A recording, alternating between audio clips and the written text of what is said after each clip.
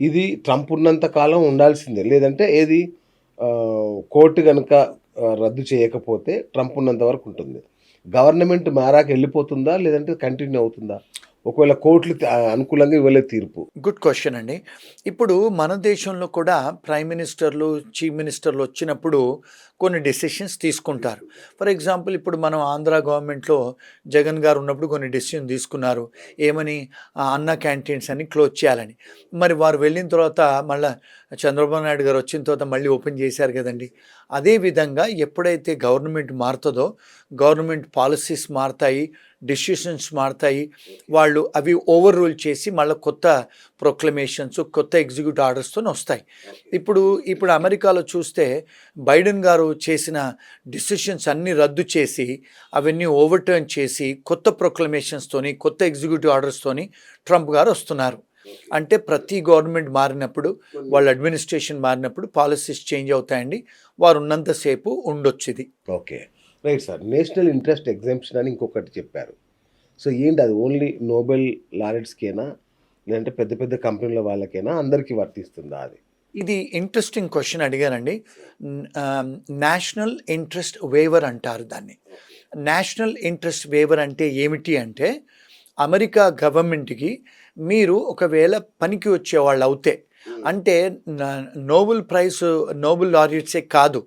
ఎవరైతే world famous singers ఉంటారో, world famous ఆర్టిస్టులు ఉంటారో, వరల్డ్ ఫేమస్ స్పోర్ట్స్‌మెన్ ఉంటారో, ఆర్టిస్టులే కానీ, లేకపోతే సైంటిస్టులే కానీ, ప్రపంచవ్యాప్తంగా కొన్ని ఇప్పుడు ఫర్ ఎగ్జాంపుల్ ఆర్టిఫిషియల్ ఇంటెలిజెన్స్‌లో మన దగ్గర కూడా కొన్ని ఇన్వెన్షన్స్ చేశారు. అలాంటి వాళ్లకు వాళ్ళు ఏం చేస్తారంటే, ఇప్పుడు మీరు మా దేశానికి ఇప్పుడు ఫర్ ఎగ్జాంపుల్ ఏదైనా మీరు కోవిడ్ కనుక్కుంటారు, మీరు కొన్ని క్యాన్సర్ డ్రగ్స్ కనుక్కుంటారు. ఇలాంటి సైంటిస్ట్ ఎవరైతే ఉంటారో, ఇప్పుడు నాసా సైంటిస్టులు వాళ్ళు ఉంటారు కదా, వాళ్ళు ఎవరైతే దేశానికి ఉపయోగపడతారో వాళ్ళు ఏం చేస్తారంటే నేషనల్ ఇంట్రెస్ట్ వేవర్ అనేది ఇస్తారు. వేవర్ అంటే ఏంటి?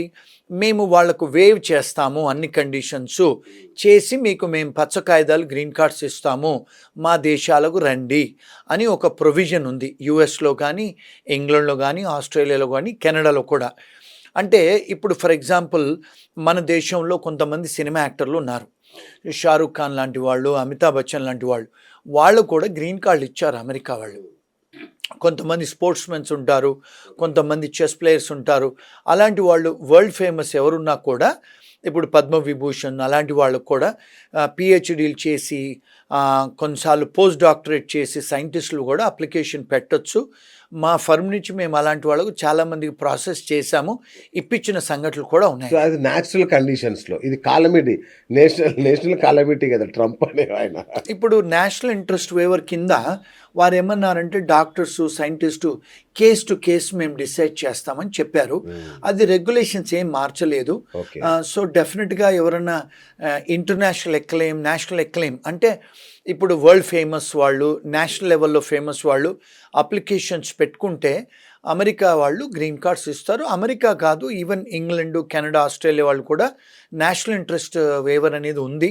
ఏ కంట్రీకైనా పెట్టుకోవచ్చు, వస్తాయి కూడా. అయితే ఇదంతా చూస్తుంటే సార్, ఇది అమెరికాలో అమెరికన్స్‌కి ఉద్యోగాల పరిరక్షణ అనే పేరుతో వాళ్ళు ఇదంతా చేస్తున్నా, దీని వెనక ఇమ్మిగ్రెంట్‌ని భయపెట్టాలి, ఇమ్మిగ్రెంట్స్‌ని రాకుండా చెయ్యాలి అనే ఒక రాజకీయ వ్యూహమే ఉందనేది అందరూ అనుకుంటున్న మాట.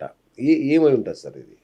ఇప్పుడు మేక్ అమెరికా గ్రేటు, లేకపోతే ఇప్పుడు మన దేశంలో కూడా అమెరికా ఫస్ట్, అమెరికా ఫస్ట్, ఇప్పుడు మన ఇండియాలో కూడా make in India, India great అని నినాదాలతో వస్తారు కదండి. ఈయన మేనిఫెస్టోలో ఏం చేశారంటే, ఈయన ట్రంప్ గారు మేనిఫెస్టోలో ఏంటంటే మేక్ అమెరికా గ్రేటు, అమెరికాకే నేను ప్రొడక్షన్స్ అన్ని ప్రొడ్యూసింగ్ చేసే కంపెనీస్ అన్ని తీసుకొస్తాను, మన అమెరికన్స్కు ఉద్యోగాలు కల్పిస్తాను, అంటే వాళ్ళకు శాలరీస్ కూడా ఇంక్రీజ్ చేస్తాను, ట్యాక్స్ ఎగ్జంప్షన్స్ ఇస్తాను. అంటే గతంలో చూసుకుంటే అమెరికాలో ఇన్కమ్ ట్యాక్స్ లేదండి. యాక్చువల్గా టారిఫ్స్ మీదనే ఆ కంట్రీ నడిచేది సెకండ్ వరల్డ్ వార్ అప్పుడు. సో తర్వాత ఇన్కమ్ ట్యాక్స్ అనేది తీసుకొచ్చారు అమెరికాలో.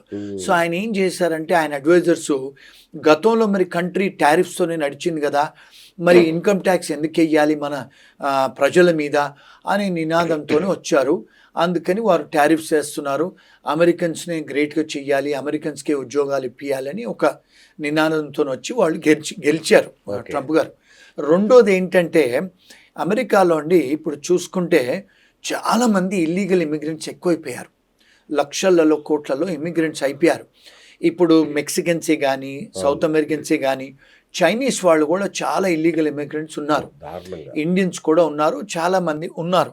సో ఇప్పుడు వాళ్ళందరినీ కూడా టార్గెట్ చేసి వాళ్ళందరినీ కూడా అరెస్ట్ చేసి వాళ్ళు ఎక్స్పెడైటెడ్ రిమూవల్ చేస్తున్నారు, అంటే డిపోర్ట్ చేస్తున్నారు. అంటే చాలామందికి ఇప్పుడు ప్రతిరోజు నిన్నగాక మొన్న కూడా వాళ్ళు ఇప్పుడు చైనీస్ రెస్టారెంట్స్ మీద దాడి చేస్తున్నారు, అంటే రేడ్స్ చేస్తున్నారు. రేడ్స్ చేస్తే ఇమిగ్రేషన్ పోలీస్ వాళ్ళకి రిఫ్రిజిరేటర్లలో పాస్పోర్ట్లు దొరుకుతున్నాయి, దొంగ పాస్పోర్ట్లు, దొంగ డ్రైవింగ్ లైసెన్స్లు, దొంగ ఐడి కార్డులు అన్నీ దొంగ దొరుకుతున్నాయి. మరి వాళ్ళు ఏం చేస్తున్నారంటే ఇప్పుడు అన్ని చైనీస్ రెస్టారెంట్ల మీద రేడ్ చేస్తే అమెరికా మొత్తంలో దానికి మనీ లాండరింగ్ కూడా చేస్తున్నారు చైనీస్. మనీ లాండరింగ్ కాకుండా even drug offences, drug trafficking, drug cartels కూడా ఉన్నాయంట. ఇప్పుడు విపరీతమైన అంటే క్రైమ్ బయటపడుతుంది. గతంలో వీళ్ళు ఏమనుకునే వాళ్ళు అంటే ఈ డ్రగ్ కార్టల్స్ అంతా కూడా సౌత్ అమెరికన్సే చేస్తున్నారు అనుకునేవాళ్ళు, కానీ ఇప్పుడు చూస్తుంటే చైనీస్ వాళ్ళు కూడా చేస్తున్నారు. మరి ఇప్పుడు లీగల్ ఎన్ఫోర్స్మెంట్ ఎక్కువ అవుతుంది, వాళ్ళందరినీ పట్టుకుంటున్నారు ఇప్పుడు. అంటే ఒక్క ఇండియన్స్ టార్గెట్ ఏం లేదండి అక్కడ, ఎందుకంటే ఇండియన్స్ కూడా కొంతమంది ఉన్నారు మన వాళ్ళు, అంటే గుజరాతీసు, పంజాబీసు, కొంతమంది తెలుగు వాళ్ళు, సౌత్ ఇండియన్స్ కూడా ఇల్లీగల్గా రోడ్ అంటే క్రాస్ చేసి ఉన్నారు. సో అంటే స్టూడెంట్సే కానీ H1B వాళ్ళని ఎందుకు తను తీసుకున్న డిసిషన్స్ ఎఫెక్ట్ అవుతున్నాయంటే 70+% మన ఇంటర్నేషనల్ స్టూడెంట్స్ ఇండియన్సే, అంటే డబ్బు ఖర్చు పెట్టుకొని చదువుకోవడానికి పోయిన వాళ్ళు, తర్వాత కాస్త చైనీసు, వేరే కంట్రీస్ వాళ్ళు. మరి H1B ప్రోగ్రామర్స్ కూడా మన వాళ్ళే, ఎందుకంటే హైటెక్ ఐటీ ప్రొఫెషనల్స్ అంతా మన వాళ్ళే. 70-75% మన వాళ్ళు. మరి మాస్టర్స్ ఇన్ కంప్యూటర్ సైన్స్ చేస్తే మరి ఉద్యోగాలు మన వాళ్ళే కదా తీసుకునేది. రెండోది ఏంటంటే మనం అర్థం చేసుకోవాల్సింది, మోర్ దెన్ 70% ఐటీ కంపెనీస్ మన ఇండియన్సే రన్ చేస్తారండి. ఐటీ ప్రొఫెషనల్స్ కూడా మోర్ దెన్ 70% మన వాళ్ళే ఉన్నారు. సో టెక్నాలజీ వర్కర్స్కి ఏదన్నా డెసిషన్ తీసుకుంటే మెజారిటీ ఎఫెక్ట్ అయ్యేది మన ఇండియన్స్కే. సో మన మీడియా వాళ్ళు, మన పాలిటీషియన్స్, మన వాళ్ళు అందరూ ఏమనుకుంటారంటే ఇండియన్ టార్గెట్ చేస్తున్నాడా అని ఒక క్వశ్చన్, ఎందుకంటే ఎఫెక్ట్ మన మీద ఎక్కువ పడుతుంది. ఎగ్జాక్ట్లీ. ఇంకోటి మోడీకి ఆయనకు మధ్య కూడా కొంచెం చెడినట్టు కనబడుతుంది. ఒకప్పుడు మంచి ఫ్రెండ్స్ లాగా ఉండేవాళ్ళు, ఇప్పుడు కొంచెం చెడినట్టు కనబడుతుంది. అంటే ఈయన ఏంటంటే మా అధ్యక్షుల వారు, ఆయనకి ఎవరు ఫ్రెండ్స్ లేరు, ఆయనకి ఎవరు ఎనిమీస్ లేదు. ఆయన ఓవర్నైట్ డిసిషన్ తీసుకుంటారు. ఆయనకి ఇష్టం లేకుండా ఎవరైనా ఏదైనా చేస్తే డిసిషన్ తీసేసుకుంటారు ఆయన. ఎందుకంటే ఆయన వాళ్ళ పార్టీ వాళ్ళని కూడా సంప్రదించారు ఆయన. ఎందుకంటే ఆయన మొదటి నుంచి రాజకీయవేత్త కాదు, వ్యాపారస్తుడు. ఒక కౌన్సిలర్ అయింది లేదు, ఎమ్మెల్యే అయింది లేదు, ఎంపీ అయింది లేదు. ఆయనే నేరుగా 2 సార్లు ప్రెసిడెంటే అయ్యారు ఆయన. మరి ఆ మెచ్యూరిటీ, ఆ బిజినెస్ మ్యాను, ఆయన richest man in the world కదా, ఆయన లెవెల్లోనే చేస్తారు. సో రాజకీయ పరంగా అడ్వైజులు తీసుకొని ఆయన దగ్గర ఎవరైతే అడ్వైస్ తీసుకొని డెసిషన్ తీసుకోరు వారు. సార్ ఇప్పుడు ఫెడరల్ కోర్ట్స్లలో చాలా వాటిల్లో కేసులు పడ్డాయి కదా ఈ $1,00,000 ఇష్యూ మీద. మరి తాత్కాలికంగా స్టే ఏమన్నా వచ్చే ఛాన్స్ ఉందా సార్? టెంపరీ స్టే ఏమన్నా ఛాన్స్ ఉందా? అంటే ఎంత బలంగా ఉంది? అందరూ వెయిట్ చేస్తున్నారు దానికోసం. డెఫినెట్గా వస్తుందండి. అంటే నా వ్యూ అది. ఎందుకంటే ఈ ఫ్యాక్టర్స్ జడ్జెస్ అన్ని చూస్తారు, అంటే రాజ్యాంగ పరంగా చేస్తున్నారా.